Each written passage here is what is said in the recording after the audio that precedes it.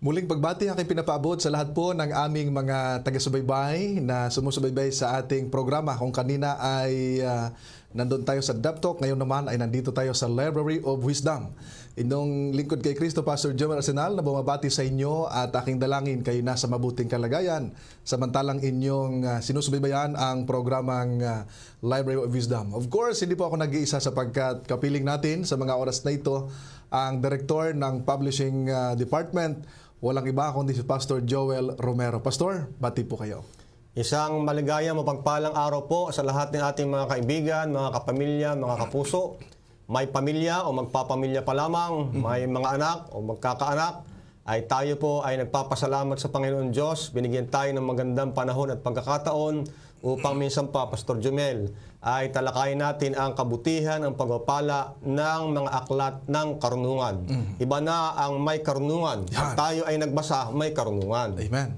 Ayan. Salamat, Pastor Joel. Of course, mga minamahal, ang ating programang Library of Wisdom ay kayo aming mga kapartners, kaya huwag niyong kalimutang i-share ang ating live ngayong umaga sa inyong mga kaibigan, sa inyong mga kapatid, sa inyong mga friends, of course, sa inyong mga lokal na iglesia upang ang ating aklat na dadalhin ngayon ay patuloy na maging pakinabang lalo na sa mga pamilya o sa mga may mga anak sapagkat napakahalaga nito, mga minamahal. Subalit, bago tayo magpasimula, tayo muna ay dudulog sa Panginoon sa magitan ng ating panalangin. Pangunahan tayo ng Pastor Joel. Tayo po ay manalangin. Mapagmahal naming Ama, sa umagang ito kami po ay sama-sama nagkakaisa na kami lumalapit sa inyong banal na luklukan upang kami po ay humingi ng patnubay, presensya ng banal na Espiritu upang ang amin pong tatalakayin ni Pastor Jumel ay maging inspirasyon at pagpapala ng mga magulang at ng mga magiging magulang sa kanilang pagsasanay at pagtuturo sa mga anak at magiging mga anak sa daan ng katwiran at daan ng kabutihan. Salamat po na kami inyong pagpapalain at magiging daluyan kami ng pagpapala sa lahat po ng aming mga kaibigan at mga pamilyang sumasaksi sa mahalagang programang ito sa pangalan po ng aming Panginoong Hesus. Amen at amen. Alright, maraming salamat Pastor Joel.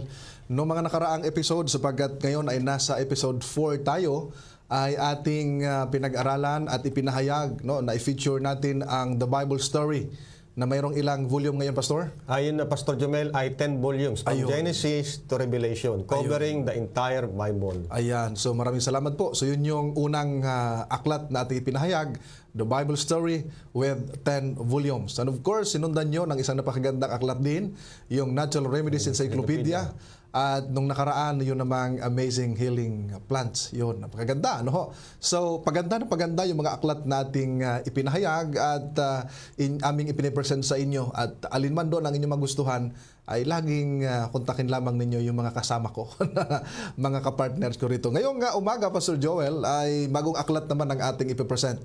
Anong aklat ito at gaano ito kahalaga bilang mga pamilya at sa ating mga lokal na iglesia na kanilang malaman ito?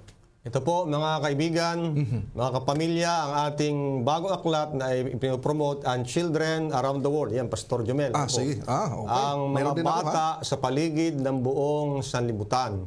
Ito po ay pambihira, kahanga-hanga, very exciting sapagkat ito po ay nagtataglay ng 32 kwento na talagang nangyari sa mga bata sa iba't ibang bansa. Kaya ito hindi lamang isang bansa, kundi 32 countries. At ito yung magandang makita ng mga ating mga anak, yung mga bata sa Sweden, sa France, o sa Germany, batang Eskimo, at siguradong mayroong mga mahalagang leksyon na mapapakinabangan ng ating mga bata sa kapanahonang ito. Ayun, napakaganda ng iyong pagkapahayag, Pastor, no? So, ang pangalan ng aklat ay Children Around the World. Ang ganda. So, may ilang kwento ang nandito? 32, Pastor. 32, ha? So, marami-rami, mga minamahal. At pagka binasa ba ito ng ating mga magulang para sa kanilang mga anak, ano mga benepisyo ang maitutulong nito para ma-build yung karakter ng mga bata sa pamamagitan ng aklat na ito? Katulad nga ng ating nasa screen, kay passage natin, Pastor. Sabi niyan, sanayin mo ang bata sa daan na dapat niyang lakaran. At kapag tumanda na siya, hindi niya ito tatalikuran. Wow. Kaya sigurado, garantisado, ang aklat na ito ay mahalagang tulong, gabay sa ating mga magulang, para ang ating mga anak ay ma-develop, malinang sa kanila yung kahanga-hanga at nais nating pag-uugali na mula sa pagiging bata ay dalhin nila ito hanggang sila ay tumanda na. Itong 32 kwento, Yeah. Pastor Jomel, ay 32 mga leksyon Yun. na napakahalaga para po ating maidiin sa murang isipan ng ating mga anak ang kahalagahan ng pagsunod, ng mabilis, kahalagahan ng paggalang sa lahat ng mga tao, respective ng gender o anumang economic status, at ang kahalagahan ng pagbibigay ng pahalaga sa panahon. Sapagkat minsan, ay alam naman natin, maraming mga bata ngayon ay talaga sarap ng tulog, nangapuyat siguro, ay tanghali na gumigising dito.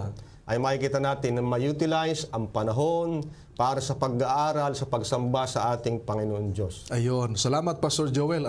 So napakaganda pala mga minamahal na ang benepisyo, unang-una, tayo laging biblical, Pastor Joel.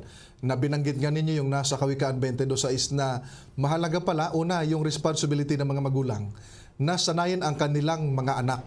Ano po? Saan? Sa daan na dapat lakaran. Ayun. Sapagkat pagka sila tumanda, hindi nila ito iiwan o tatalikuran. So napakaganda, ano? At dahil sa aklat na ito, nakita natin yung magagandang benepisyo, Pastor. Meron ba itong advantage ng aklat na ito sa paghubog sa kanilang karakter kumpara doon sa kanilang napapanood, sa kanilang mga gadgets na ginagamit para panoorin? Anong kaibahan at anong bentaha ng aklat na ito kaysa mga napapanood nila? Una-una, Pastor Jomel, ay yung na-enhance yung closer relationship ng magulang sa anak. Wow, ang ganda ha, ang ganda. Oo. Karaniwan, kami ay pinagkalooban ng Panginoon ng 3 anak. Apo. At maraming pagkakataon na maliliit pa sila, ay ako ang nagkikwento. Wow. Ay nandyan, nakaupo sa akin lap, katabi, ikinikwento ko. Kaya magiging malapit ang ating mga anak sa atin. Ayun. Sapagkat yung mga mahalaga quality time na ating ginugol, sila ay magiging kaibigan natin. Yun ang una. Pangalawa, ay siyempre, yung ito ay para ilagay natin, maitimo sa kanilang isipan yung mahalagang leksyon na nais natin, nais ng ating Panginoon. Katulad halimbawa, ng pagiging mapagmahal, pagiging mapagbigay. Kasi itong narito pong mga kwento, ay talagang yung binanggit natin, Pastor Jomel, na 32 na kwento, ay iba't ibang mga mahalagang mabubuting kauligalian ang itinuturo sa ating mga anak. Ayun. Kaya ibig sabihin, itong aklat na ito ay magiging opisyal pong kapartner nating mga magulang sa paghubog at pagpapatibay ng makalangit na pag-uugali ng ating mga anak sa kapanahon ito. Unlike po dun sa gadget naman, Correct. Sa gadgets. Totoo lang. Meron din namang mapapanood po doon. Meron nga. Kaya lang may mga sinagawa ng pag-aaral, mas matagal, maimbak sa isipan ng mga bata yung binasa ninyong magkasama. Ayun. Kasi yung napanood. Diba? Kasi kahit sa actual, yung napanood mo, sabi, ano nga baga sinabi doon? Pero ito, you can go back again and again. May review. May review dito sa ating aklat. Opo. Pangalawa nga, ay kasunod dyan, yung para naman sa kalusugan ng ating mga anak. Anong kinalaman nito, Pastor? Marami ngayon, di ba, kaya maraming kumikita dyan paglalagay ng salamin kasi maraming mga bata lumalabo na ang paningin. Dahil sa radiation. Radiation. Yes. Ay talagang kahit tanungin natin ang mga medical expert, na kapag yung mga bata na edad na 1 hanggang 6, ay mga bata pa ay talagang nakatutok na doon sa gadget. Sa gadgets. Kaya, ito ay hindi advisable sa kanila. Hindi advisable sa panahong ito. Ngayon, ay bukod doon, ay mas malaki ang dulot na pakinabang sa aklat.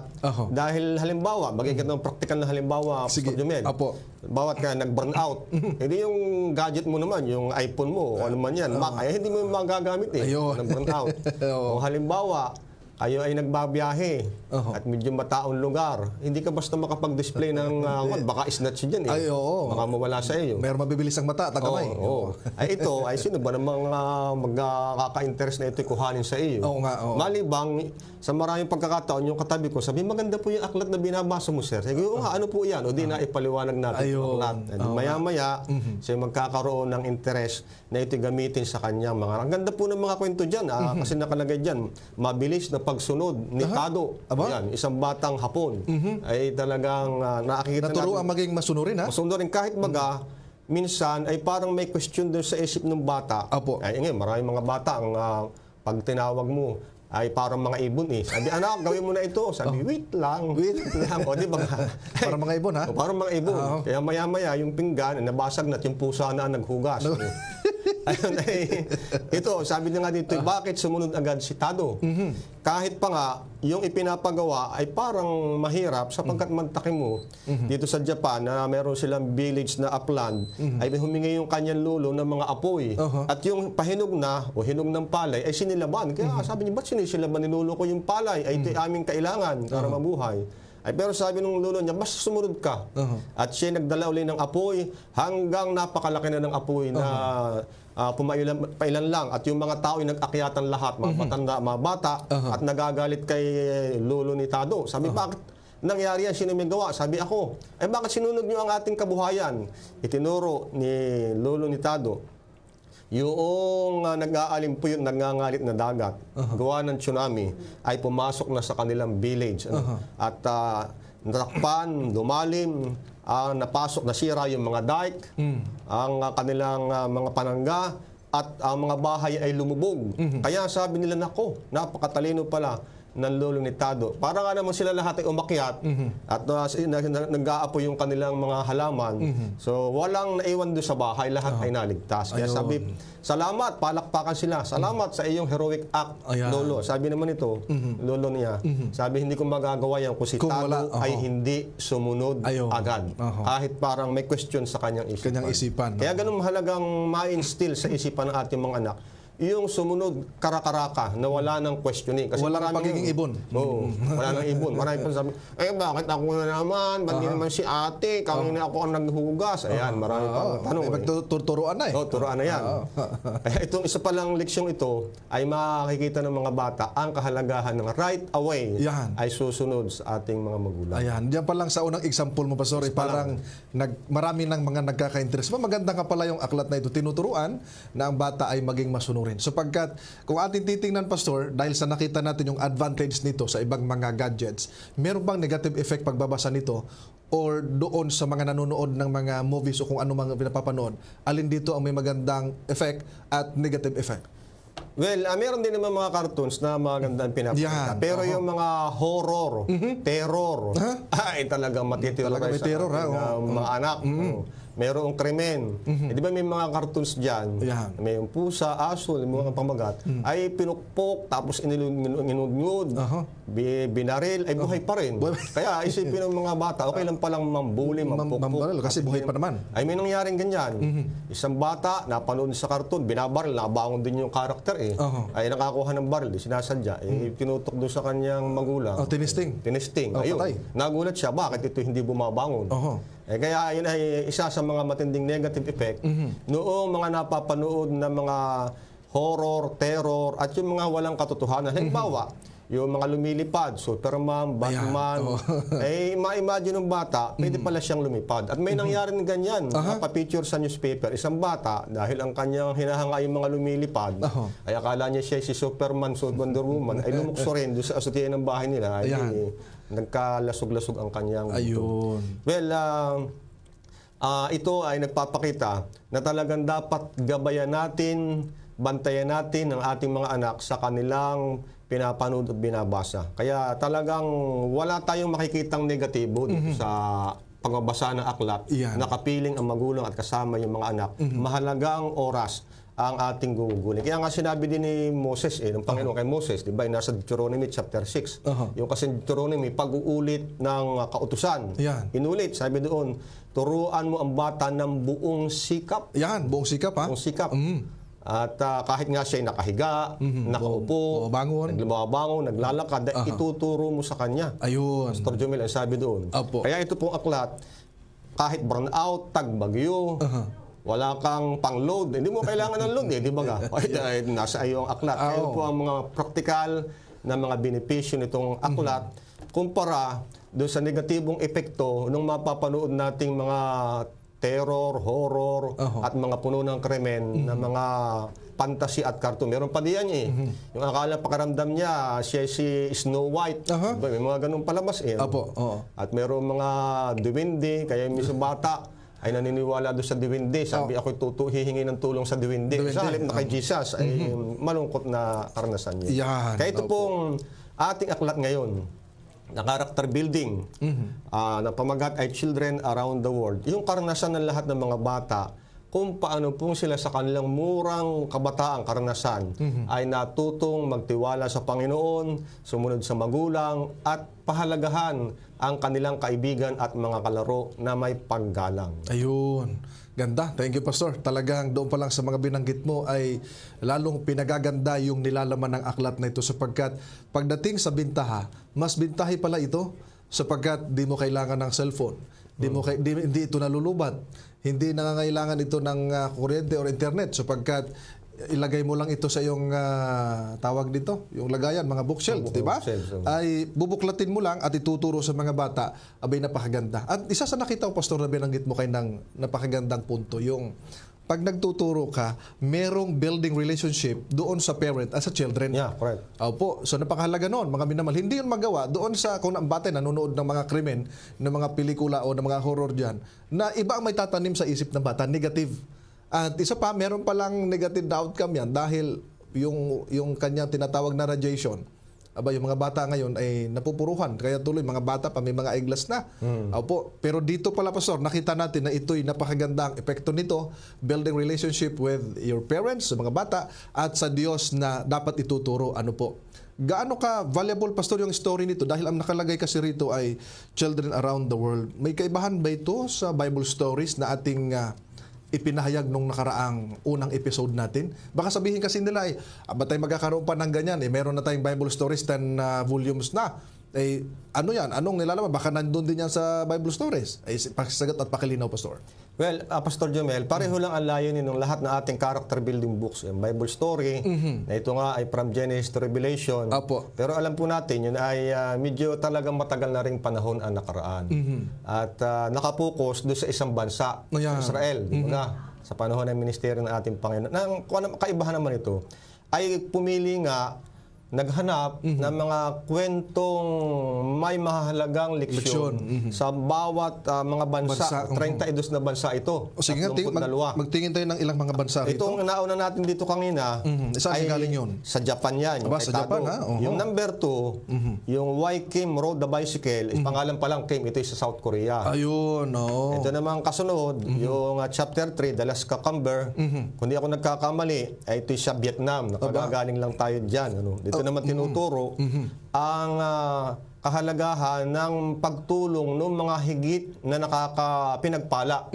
Kasi itong kwento dito, umiiyak na yung dalawang bata, ito pala yung huling kain nila, kaya pamagat Last Cucumber. Ay, kawawa naman, ano? Ay meron dumating na Christian organization. Wow. Ang sabi, huwag kayong malungkot. Bibigay namin, alam namin, matatag lang kayo bago makapagtanim, makapag-ani. Bibigyan namin, susuplayan kayo ng inyong sapat na pagkain sapagkat ang aming Diyos na pinaglilingkuran ay nagmamahal sa lahat ng mga tao. Kaya, dito sa pamurang isipan ng mga bata, ang Diyos pala ay nagmamahal sa lahat ng mga bata. Ba, ang ganda, ano? Mahal niya lahat. Ano man ang kulay, anong salita, ano man ang ating amoy, ay mahal tayo ng ating Panginoon. Ang ating status, oo. So dito pala, napakaganda mga minamahal, ano? Iba't ibang bansa, iba't ibang lugar, pero magagandang leksyon ang inilalagay dito para maturuan tayo paano mahalin ang ating kapwa at higit sa lahat may binabanggit doon na paano nakita nila kung ang Diyos natin mapagmahal pala. At hindi nagpapabaya, Pastor. At sa murang edad, ang bata nahuhubog na. Kaya pala doon sa Efeso Kapitulo 6, versikulo 4, may binabanggit na ganito eh. Pwede ba natin ilagay sa screen? Efeso 6:4. Yung isa naman, yung nasa Deuteronomy 6 naman yon. Pero dito, Ephesians chapter 6 verse 4, sabi rito, at mga ama, huwag ninyong ibunsod sa galit ang inyong mga anak, kundi akayin ninyo sila sa pagsasanay at pangaral ng Panginoon. Ang ganda. Ganda ng ipinahayag dito, hindi pala ang mga anak ibunsod sa galit, kundi akayin. So, responsibilidad ng mga magulang na akayin ang kanilang mga anak sa pagsasanay at sa pangaral sa Panginoon. At diyan sa binanggit mo, Pastor, na story na lalong silang ma-excite, kaya wag nating sabihin lahat ng story rito. Sabihin ay, di natin kailangan yan, naibanggit na eh. Sampol lang. O, sampol. Kumbaga sa mga nag-aalok ay patikim. Patikim, Yeah. abay lalong gumaganda. Ay ipinaalala diyan kung paano itinuro ng isang Kristiyano na dumating sa kanila na ang Diyos natin mapagmahal at hindi nagpapabaya. Ano po. Diyan nakita natin, Pastor, kung gaano kaganda ito. Ano, at mayroong mga ilang mga bansa ang pinagkukunan nito. At iba ito sa Bible story na may 10 volumes, ha? Iba ito, mga minamahal. Ito ay pinalooban ito ng ilan yun? 32. 32. Yan, 32 na mga stories. Meron ako napansin, Pastor, na ano ba tawag dito? Yan ay coloring book. Yan, sige nga. Complementary ito. Pag sinabing complementary, wala itong bayad. O kasama. Ayan, no, ito ay parang giveaways. Sige nga, Pastor, ano ang magandang may papahayag dito? Bakit ito ay idinugdog, naging complementary dito sa Children Around the World full color edition? Ang ganda kasi nakalagay pa lang. Ang ganda na dito pa lamang, mga kapatid, sa yung pinaka front page niya, Pastor. Maganda na. Tapos yung kanyang texture abay matibay. Talagang hardbound, Pastor. Hardbound. Hardbound. Hindi ito yung mabilis mapuklit, no? Ayan. Oo. Hindi paperbound. Hindi, hardbound. Matagalan. Yes. At of course, ang tawag ay coloring book, Pastor. Ano naman ang kagandahan nito na idagdag dito sa para sa ating mga bata, no? Pag may magkakaroon nito. Ito, Pastor, partner, Ano po? ay ang mga bata ay higit nilang mapapahalagahan at ma-appreciate nila gusto yung mga kwento dito dahil itong mga naritong kukulayan nila, Yes. coloring book, ay galing din dito. Aba, maganda, ha? Oh, yung picture dito. Itong coloring book, ang mga pictures na nandito ay galing din doon. Pastor, tinan mo. Sige nga. Opo. Why Tado Obey. Yan din. Ayun. Nandoon to sa ating...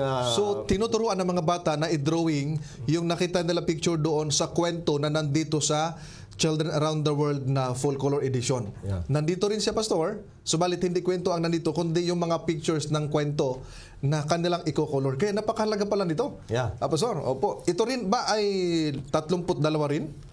Yeah, lahat ng kwento ay narito. Kaya 32 ito nasa ating aklat, Pastor. Yes, opo. Dito ay Nandito. 32 din. Kaya nga sabi sa mga pag-aaral, Opo. yung kahalagahan ng mga bata ay makagawa ng mga coloring books. Of course, ang kukulayan ay yung kahanga-hanga. Ayun. Yung mahalagang values. Baka ang kukulayan dyan ay kapre, aswang.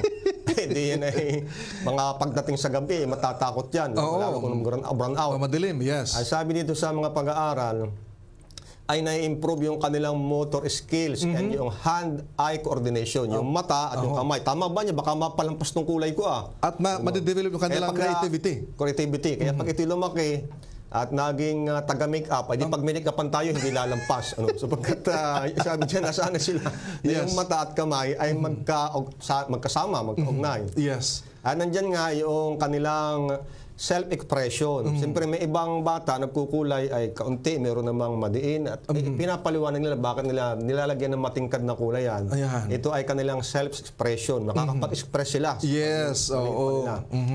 At ganun din, nakakatulong sa problem solving. Ayun. O, kita mo yan, malagang bagay yun. Oo. Kasi ito ang minsan ay lagi nilang takboy sa nanay, tatay, hindi ko alam ang gagawin dito. oo. Tulungan ako. At Yes. minsan sa assignment Oo. nangyayari ay copy-paste na dahil yung tatay, nanay, binigay. Oo. Pero ito pala, ang coloring book, mga kaibigan, mga kapamilya, makakatulong sa bata para sa problem solving. Halimbawa, sabi niya, ang aking Crayola ay dadalwa na. Paano ko kaya ito pagkakasyahin? Aba, Di ba maganda, ka? ha? Oo. Ganyan.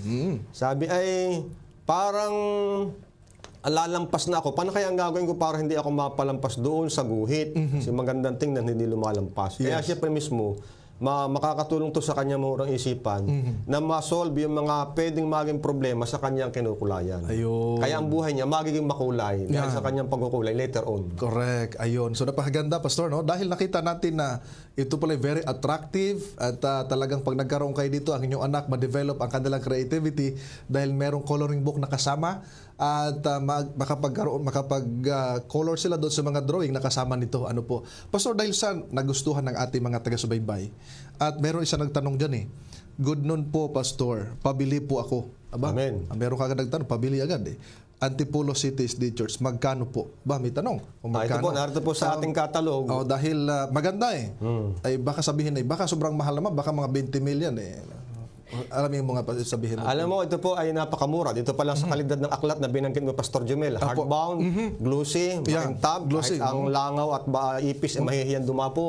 Madudulas eh. Madudulas sila dito eh.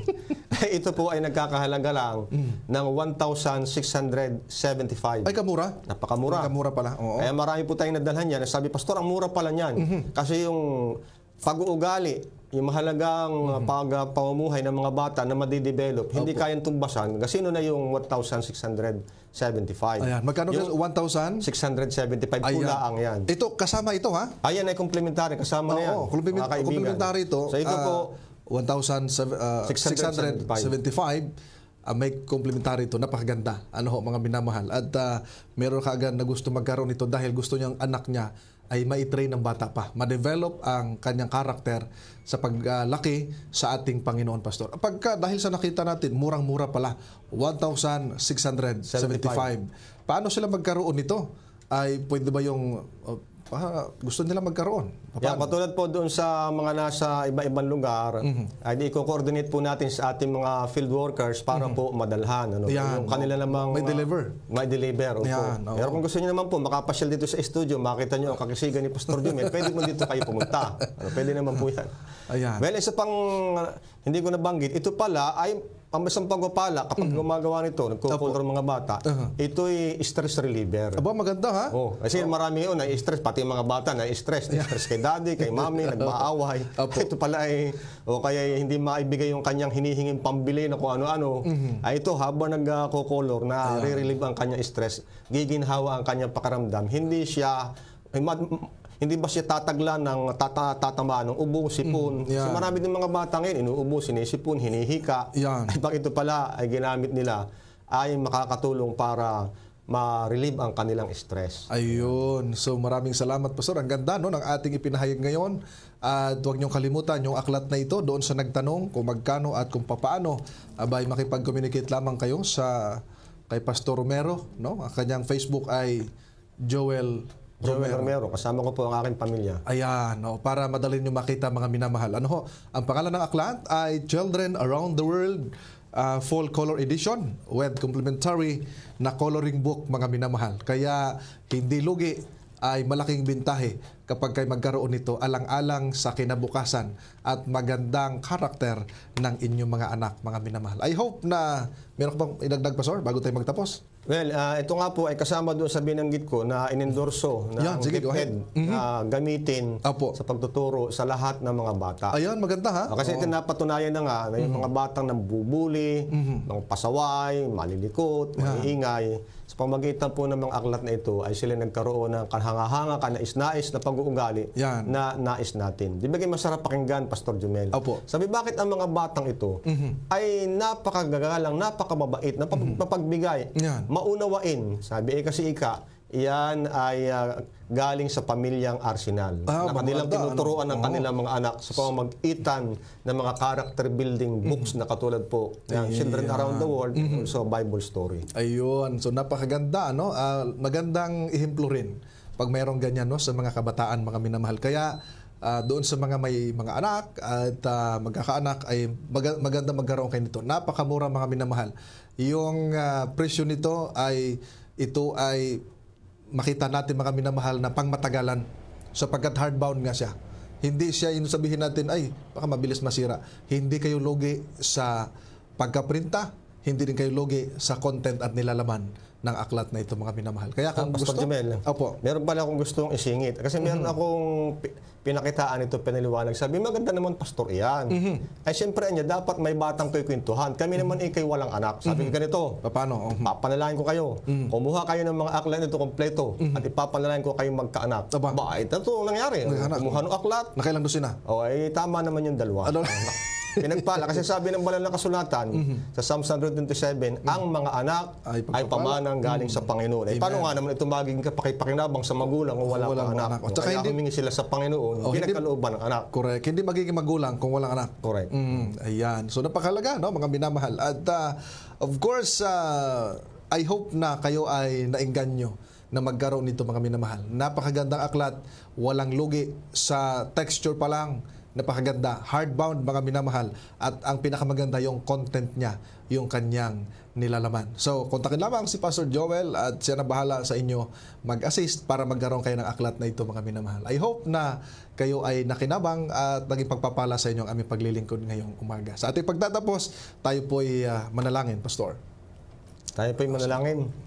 Maraming salamat po, pagmahal naming Ama, sapagkat sa ilang mahalagang sandali, kami po inyong sinamahan at naipakita, naipaliwanag sa mahal namin mga viewers, sa libu-libong mga sumusubaybay, ang kabutihan, ang pagpapala na ang aming mga anak ay aming paglingkuran ng mahalagang mga istorya, mga kwento, na ito po ay galing sa iba't ibang bansa, 32 na mga bansa, na lahat pong ito, ang mga kwentong ito, ay mayroong espesyal na mga leksyon sa murang isipan at puso ng mga bata.